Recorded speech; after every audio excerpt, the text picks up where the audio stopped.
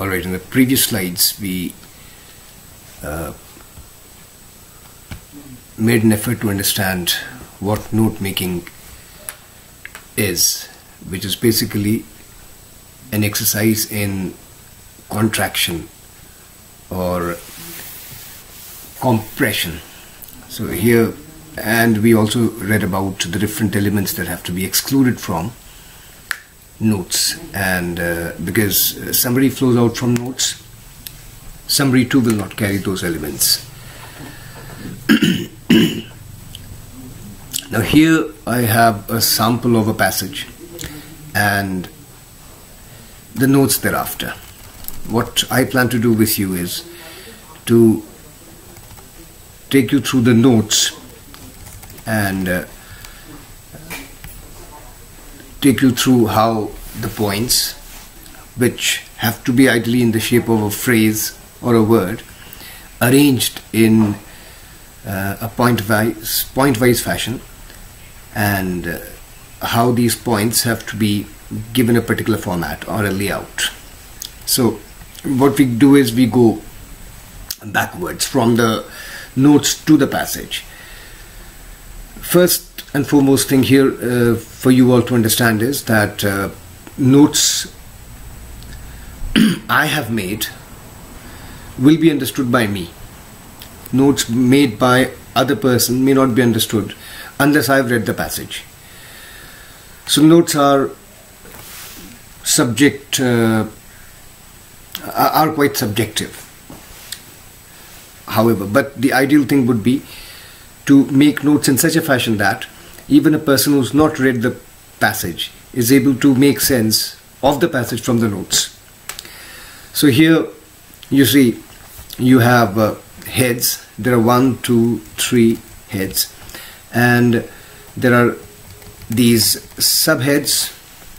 The first head has 4 subheads, the second subhead has 3 subheads, and it has subheads also. The first subhead of the second head, there are, I can count 4. Similarly, there are 4 subheads of the second subhead of the second head, and the third subhead of the second head has 3 subheads. The third head, however, does not carry any subhead. In exams, however, we are expected to restrict ourselves to only heads, or only heads, because the passage would be such which would not allow me to move on to subheads. However, the question says make notes on the passage given using heads and subheads. It is worded in this fashion. So I may not, that is depending on the content of how loaded with information the passage is. I'll make use of heads and subheads. So we, as I said, we'll move backwards. So the head is, the passage is about writing a business letter. The passage must be about writing a business letter. The person who made this, who must have made this letter, who must have made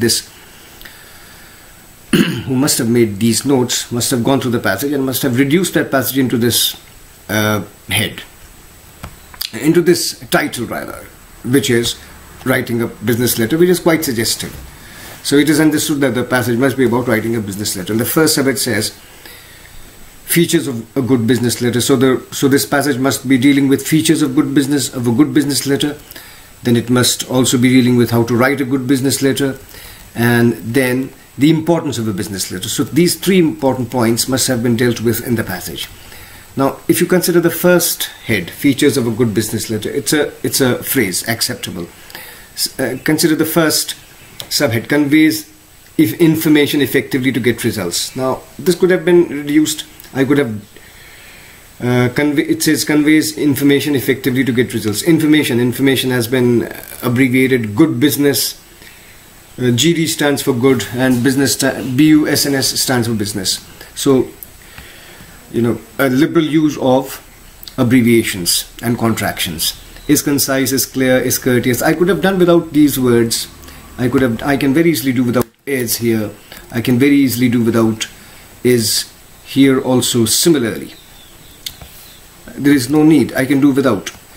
It's a sheer wastage of time. I can do without. How to write a good business letter, acceptable, or writing a good business letter, making a letter concise. All right, making is a non-finite verb. Introduction should be brief. It's a sentence, so I can do without introduction should be brief. I can simply write. I can do without. I can do without should. Introduction should. I can write just be brief. Make your point in precise words and whatever it means. Short letter, more effective. Style is important. Style important. I can do without is here again. I can do without is once again here. So achieving clarity is another important point in order to be able to write a good business letter. Have a clear idea of what you wish to say. Thereafter it says structure the letter into introduction and conclusion. Use accepted format, paragraph, topic, and check facts, explanations and references. Being courteous, explain your point politely, avoid sarcasm, insults. So this is a repetition. I can again do without avoid sarcasm and insults. I can do without this because this is a repetition, which means the same as avoiding being polite. Careful writing and typing. Carefully, one must be careful in writing and typing, and grammatical and spelling errors to be avoided. This again is repetition. I can do without this. I can very well do without this. Very well do without this, because this is a repetition of 2.2.2. Importance of business letter. It's a representative, and it's a representative of the person who's writing the letter, and permanent whatever it means. I haven't read the passage, but this is how we can improve upon. This gives you a good idea as to how regarding the layout of the notes. Now if you go through the passage, this is what exactly the passage must be about, and you consider the length of the passage and compare it with the length of the notes. You would find that the notes are, very concise, to the point. All those elements, if they are there, that we discussed in the earlier slides, have been done without. I've asked you to do without repetition.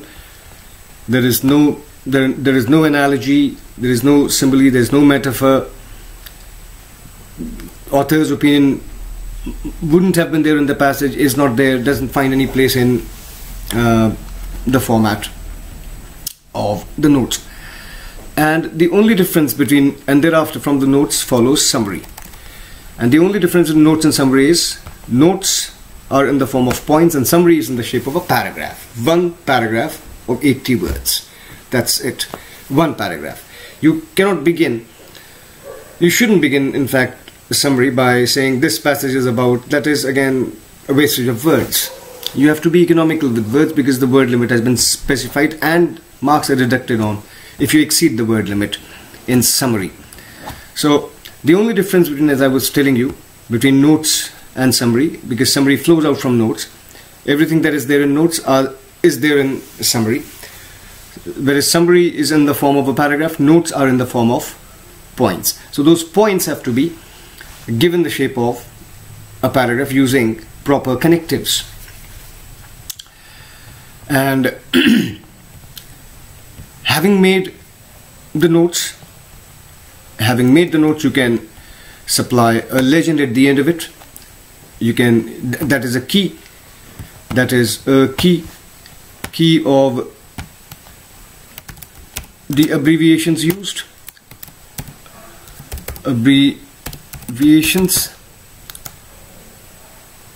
You can supply a key at the end,